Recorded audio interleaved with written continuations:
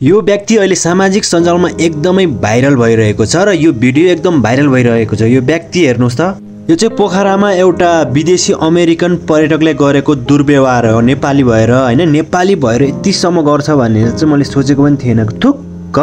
तर सबै मान्छे राम्रो हुन्छ भन्ने छैन, सबै नराम्रो हुन्छ भन्ने पनि छैन हैन। एउटा कुहिएको खाडलमा एउटा कुहिएको आलु हाल्दाखेरि अरू नबिग्रेको आलुहरूलाई नि खराब गर्छ भनेको यही हो क्या।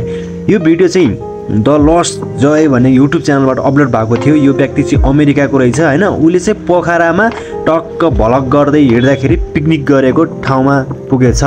अनि भ्लग गर्दै पिकनिक गरेको ठाउँमा पुगेपछि केटोले चाहिँ अनि त्यहाँ भात र मटन खाइरहेको रहेछ। अनि त्यहाँ चाहिँ यो फ्री हो कि होइन, खाना मिल्छ कि मिल्दैन भनेर सोध्यो होइन।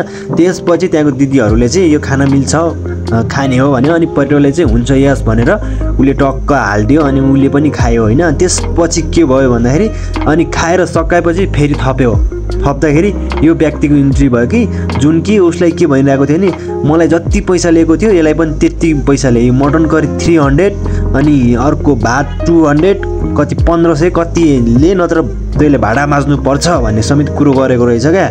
गयो होला पिकनिकमा सबै मिलेर, अब खर्च उहाँहरूको नै होला होइन। अब उसको मात्र खर्च त होइन नि त, त्यहाँ त्यत्रो व्यक्तिहरू थियो तिनीहरूको पनि खर्च हो। कस्तो 100-200 को लागि यस्तो चुटिया हरकत गर्ने मान्छे भनेको यही मान्छे रहेछ क्या। हेर्नुहोस् त, त्यही पनि अब यो सबै भनेको रक्सी मादक पदार्थ सेवनको कारणले पनि हुनसक्छ होइन। त्यो मान्छे चाहिँ एकदमै झ्याप छ, तर इङ्ग्लिस पनि राम्रो बोल्ने रहेछ। एउटा एजुकेटेड मान्छे भएर त्यस्तो चाहिँ गर्नु हुँदैन थियो भन्ने हाम्रो कुरो हो। र उहाँले चाहिँ फेसबुकमा आएर चाहिँ सबैलाई नमस्ते। सोसल मिडियामा टिकटकमा भाइरल भइरहेको मैले म मार्फत एकजना विदेशीलाई मिसवेब भएको देखिएको भिडियोको बारे माफी माग्नको लागि एपोलोजीको लागि म उपस्थित भएको छु। त्यतिखेर भएको घटनाबारे थोरै बताउँदा त्यो 1 वर्षभन्दा अगाडि हाम्रो पिकनिकमा उक्त टुरिस्ट आइपुगेका थिए। उनीले खाना खाने क्रममा जोक्सको रूपमा खानाको कुरा उठेको थियो त्यहाँ, जुन मजाक हो जोक्स हो भनेर मैले भिडियोमा पनि पटक पटक भनिरहेको छु। र त्यो पिकनिकको परिस्थितिले गर्दा त्यसपछि उसले भिडियो खिचिरहेको कुरालाई भिडियो चाहिँ नखिचिदिनु, भिडियो खिच्नुभन्दा अगाडि त कम्तीमा सोधिदिनु भनेर कन्सेन्ट लिइदिनु, मलाई भिडियो खिचेको मन परेन भनेर मैले उसलाई बताउन खोजेको हो। अब त्यो परिस्थितिले गर्दा त्यहाँ अलिकति रुड भएको देखिएको रहेछ। मेरो रुड हुने अथवा उसलाई थर्काउने भन्ने कुनै नियत थिएन, उसलाई त्यस्तो परेको रहेछ। त्यसको लागि I deeply apologise for that.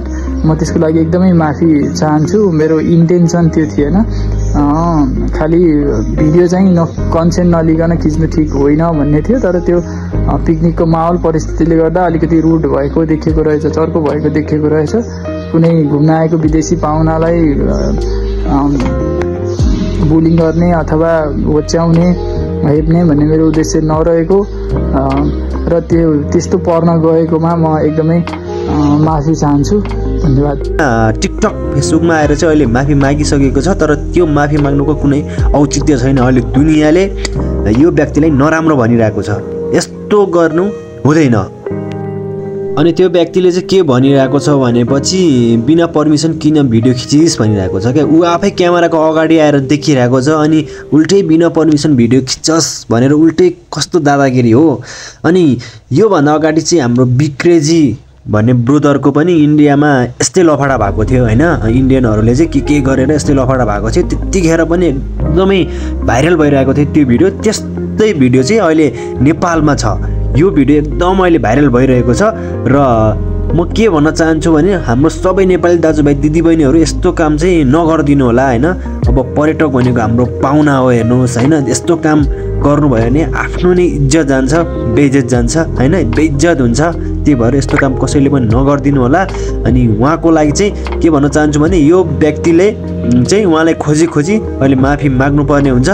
Video जतिसुकै पुरानो होस् या नयाँ होस् त्यो मतलब भएन, तर माफी चाहिँ सोसियल मिडियाको थ्रु हुन्छ कि के थ्रु गरेर हुन्छ, माफी माग्न लगाउनुपर्छ।